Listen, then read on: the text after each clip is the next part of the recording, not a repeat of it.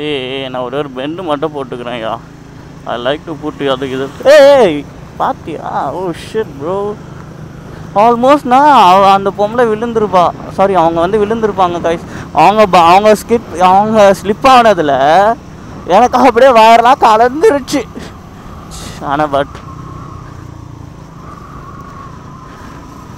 But என்னன்னா, ஆனால் அவங்க விழல ஆக்சுவலாக. அது ரெக்கார்ட் ஆயிருக்கான்னு தெரியலன்னு வச்சுக்கோங்களேன். சமாளிச்சு எனக்கு.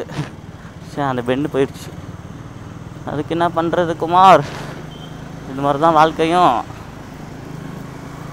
அங்கே மண் இருந்திருக்கும் போல் எனக்கு தெரியும். நான் ஆக்சுவலாக அங்கே மண் இருக்கும்னு எனக்கு நல்லாவே தெரியும். நான் டெய்லி அதில் தானே வரேன், டெய்லி வர ரூட்டு. நான் அதனால தான் வந்துட்டு கொஞ்சம் அப்படியே கொஞ்சம் எக்ஸ்டெண்ட் பண்ணி நல்லா பெண்ட் போடலான்னு இருந்தேன். அவங்க பண்ணதை பார்த்து எனக்கு பயந்துட்டேன். தாத்தா வராரு.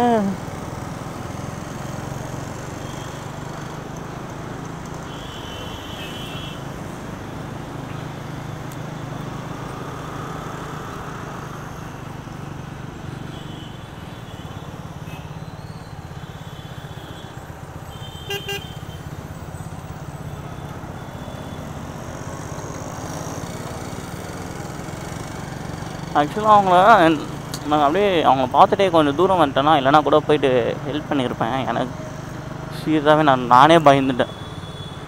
அது அப்படியே மைண்டில் ஓடிக்கிட்டே இருக்கு.